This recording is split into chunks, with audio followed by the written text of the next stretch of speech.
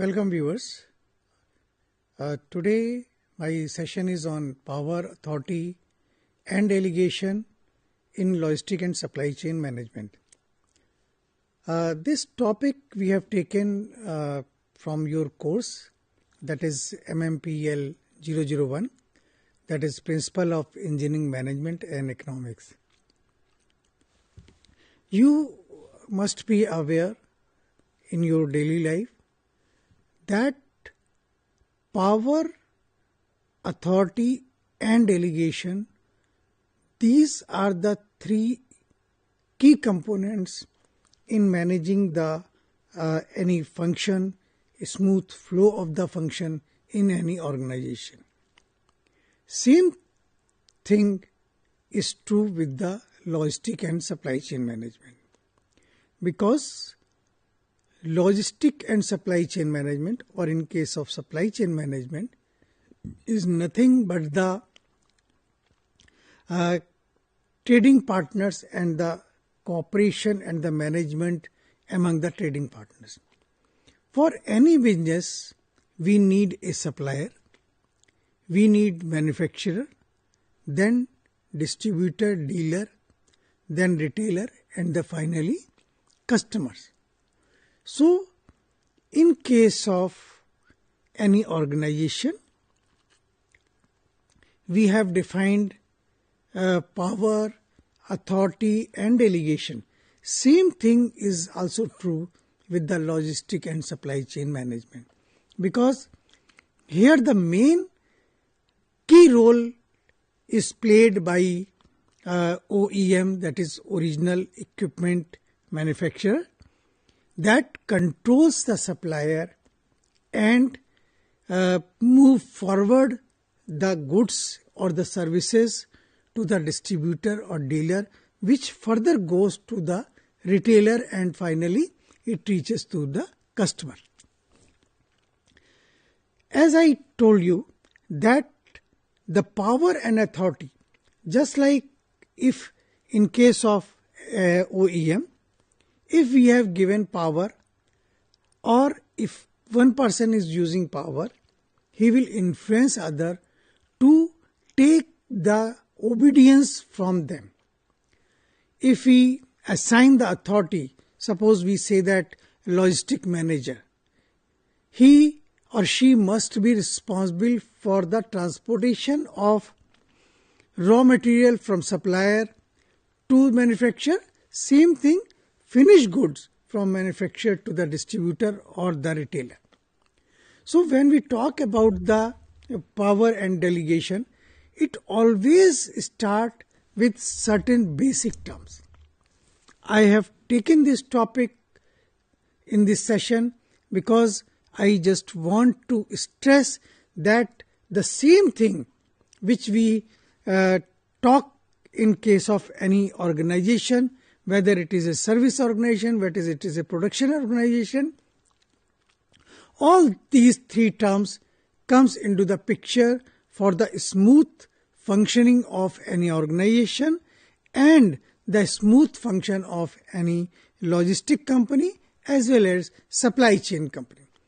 So therefore, if we take the basic or the background of it, for smooth and efficient functioning of any supply chain, we need a formal authoritative system where we know that the command is going from where to where. Even in case when the customer is visiting any retail or the mall, he or she, if the retailer does not authorize his shelf manager, it will be very difficult for a customer to select the items, because a customer should know from where he has to collect and from where he has to pay and from where he will get the delivery for the items.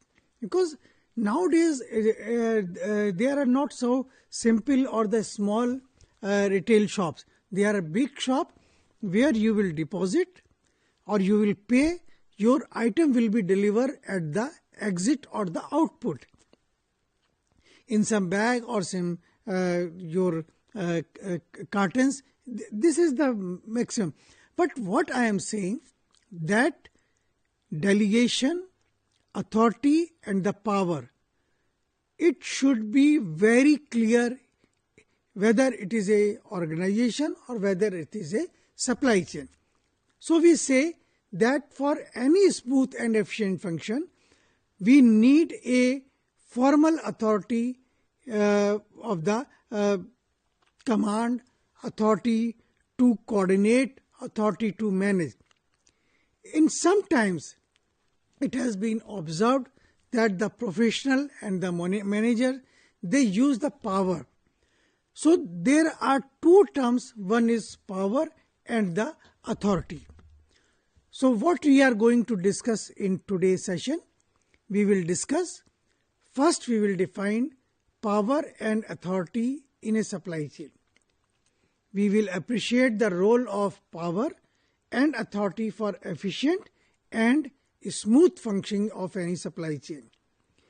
Discuss the various types of power. Then we will also take some definition of leadership and the delegation of the power, delegation of the power in the management. So first we will discuss what is meant by power and the authority. You just appreciate this thing, that power is basically is ability to exercise or influence or control over others. In some cases, it is also called as the obedience. While the authority, on the other hand, is the right to command or extract the obedience from the others. So, if you just pay attention on my words, then in case of power, I do not have authority, but my personality is like that.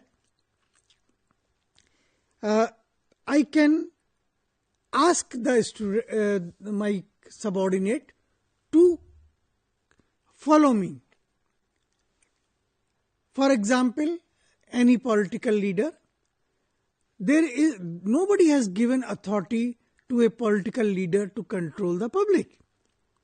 But he or she has some inherent quality in his personality, so he controls the public, he controls the crowd and make them to follow them. So in case of power, power is defined as the ability to get an individual or group to do something, to get the person or the group to change in some way. The person who has a power has the ability to change. Here, if you just see, because this is very important, even in your unit or the study material, we have defined clearly. But what is happening, that you need certain type of assistance from the study center or the learning center. If you watch this session carefully, you will understand the clear meaning of power, authority and delegation.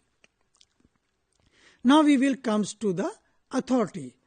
Authority is basically a type of a right which we have, or the competent person has given to a manager, that you can do this work. So basically authority is a right to manipulate or changes. It legitimate the power, that yes, you can use this power. Authority is different from the power because of its legitimacy and the acceptance. As I told you, that when we talk about the power, it comes from the personality. It comes from the behavior of that person. While authority is nothing but the higher ups has given some right to a person that he can do certain works. Why we need the authority and the power? Because if we remove the authority and the power, who will work? As I told you in my earlier session, most of the people have two types of character, theory X and theory Y. One theory believes that every pupil needs a punishment. Without punishment or reward, nobody will work. While another theory says that the pupil has a tendency to work. Whether you award or whether you fear them with the punishment, they don't bother. This type of person will always work. But maximum pupil needs a line of hierarchy, authority, and the same time they also need that somebody should use the power to control them, to let them work on a certain goal so that that goal can be accomplished within a stipulated period of the time. Without these two, power and authority, it is very difficult to coordinate the work and to make the decision for the rules. Now you will be surprised to know that there are different types of power, just like reward power, coercive power, legitimate power, expert power, and referent power. We will explain one by one. I will also give you example which I have not mentioned in my slides. First, I take as a reward power. As the name indicates, reward means if you do something, then you will get a reward. You must have seen in your daily life experience in the in organization that if you complete a task, you will get a promotion. In private organization, if you complete, some incentive will be given, some reward will also be given. And another type of thing is that in most of the private organization, there is a recognition, just like leader of the week or the manager of the week. Is this type of a slogan they will put, they will paste in a board, and everybody will say that Mr. Abhishek is the manager of the week. He has done so many good work. Another type of a reward is not very familiar. It is a type of a favorism.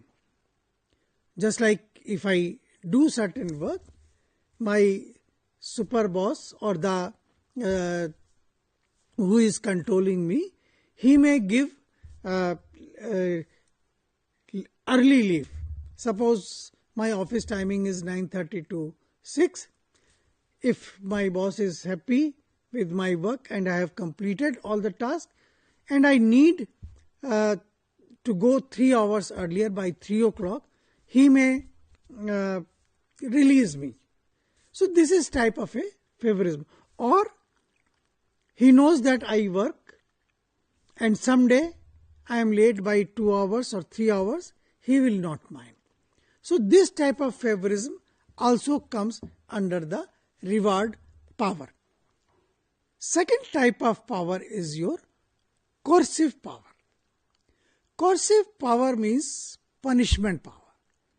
That if you do certain things and if you do not do the things in a regular way, if you are completing the task by doing your 6 to 8 hours duty, no award will be given.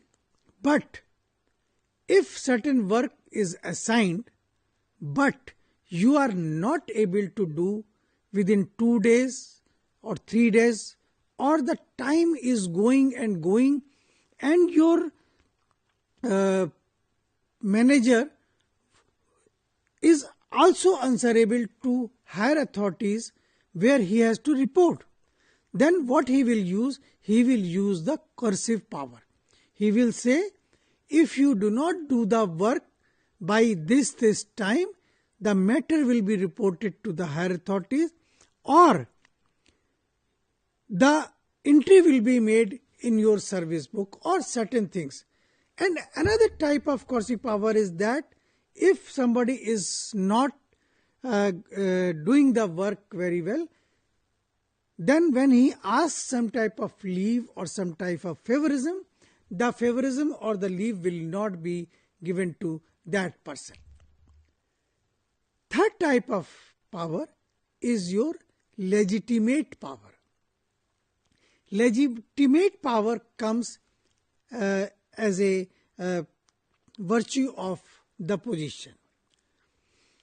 If you just visit any bank, you will find that the executive persons are sitting in front of first row. Earlier, when the computer was not there and banking system was not based on the computer, manual work, so you will find there is a layer of persons. You hand over the check to the first row.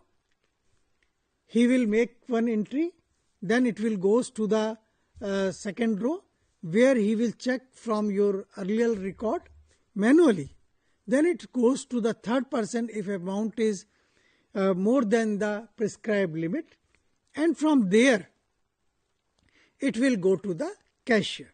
So you just see that the one person has the legitimate power to see your check, see your signature, see whether you have signed at a proper place, whether you have written the account number, date, is there any cutting or not. These type of things he or she will see. Then he will pass on to the second row. He has a power to sanction it if the limit is under the prescribed limit. Then cashier.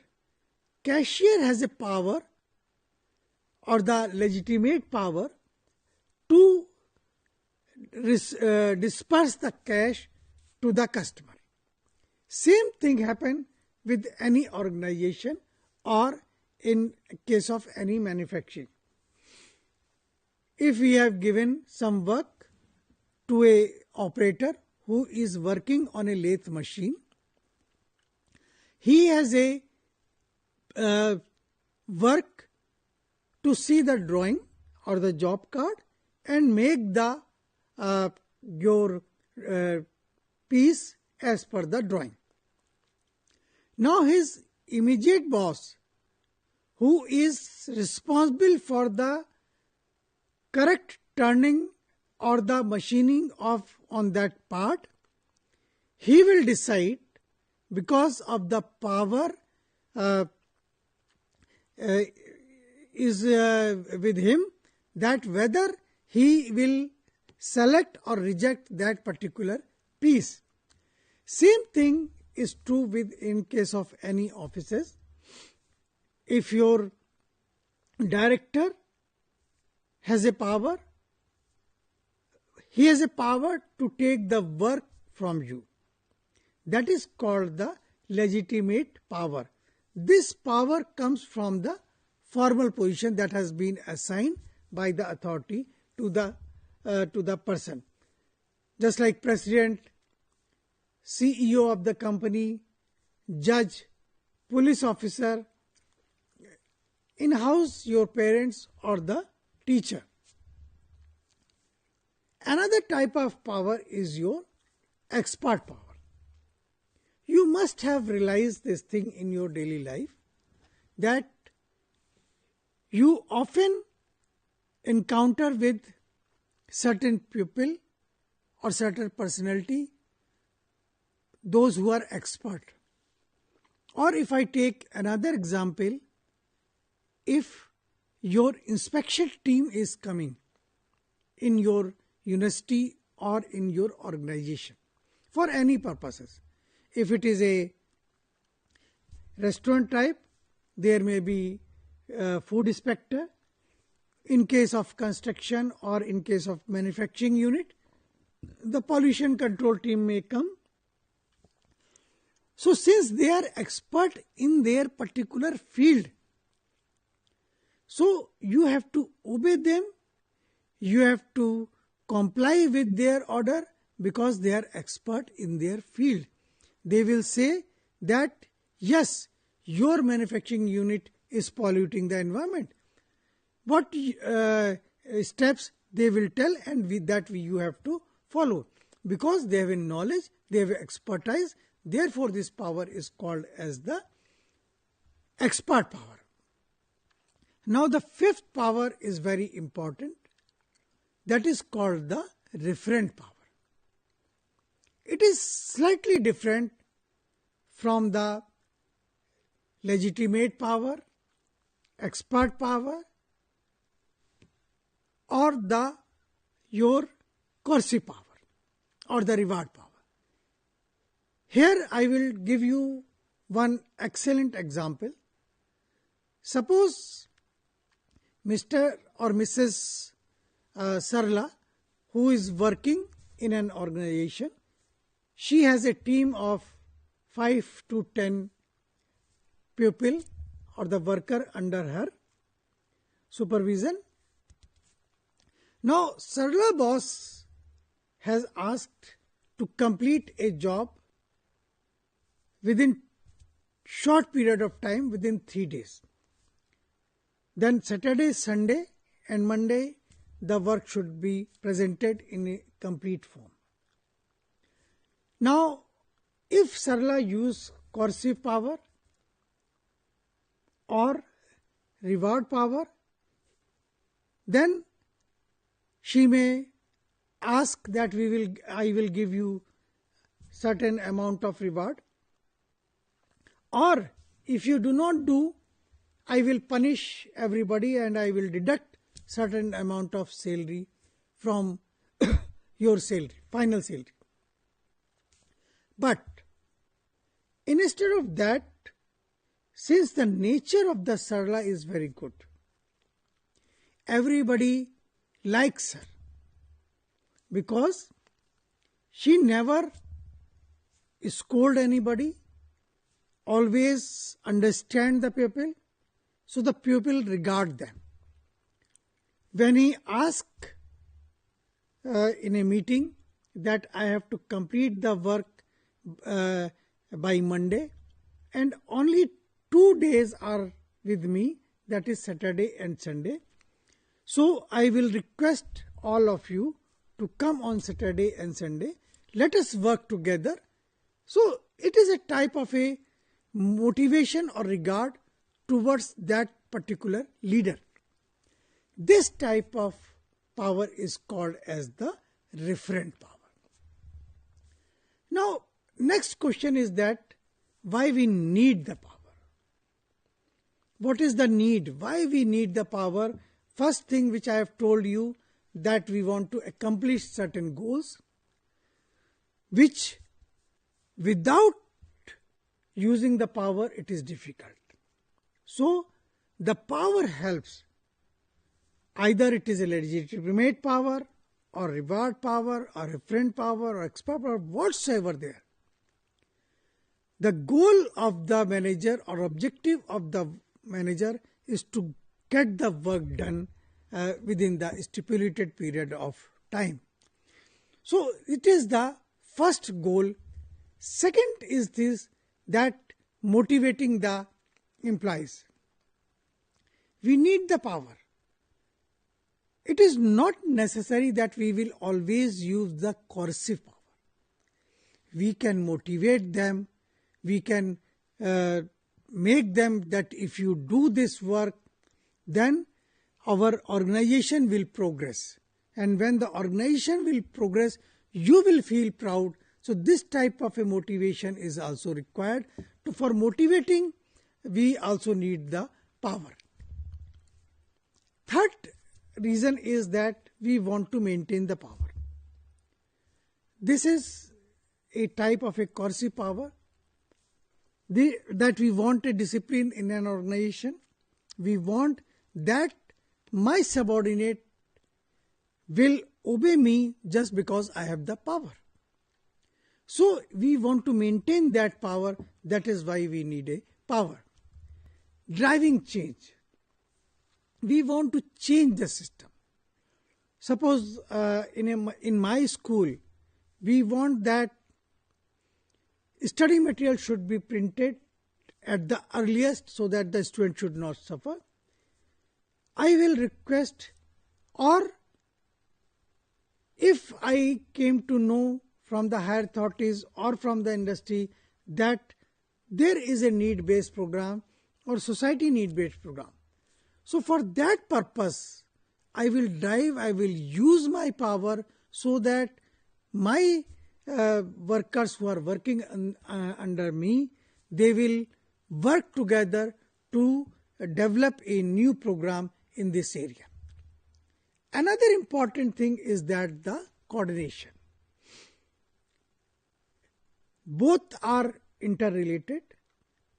If we use the power,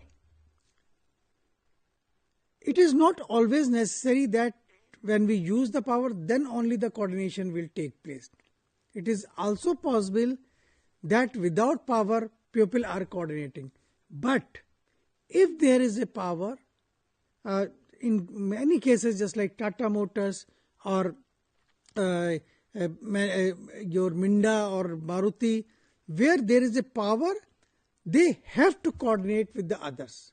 Otherwise, if the organization or the company lacks the power, is the workers stops working, behaving properly, and they not like coordinating with the your fellow. Another important question is the authority. As I told you, the power, both are very simple or the very thin line between the power and the authority. From authority, your power comes, but if you have power, then it does not mean you have authority. So, in short, if I say, there are 5 things which makes that why we need the authority. First thing is clear decision making, accountability, smooth workflow, delegation, and the maintaining discipline. One of the important thing is that when we need the authority, it is needed because we want the clear decision making. In any organization, there are certain goals. For achieving the goals, we need certain decisions. If we have the authority in the top management, they will delegate the power to the lower layers so that the work can be accomplished within the limited time.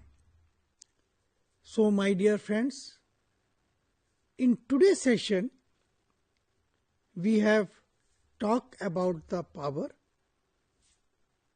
What are the different types of power? Why we need the power? Then, what is the difference between the power and authority? And why we need the authority? The most important thing with the authority, that we want the clear decision making. I trust that this session must be useful for you for understanding your course Principle of Engineering Management and Economics. We will come with another session on the different topic from the same course. Thank you. Thank you very much.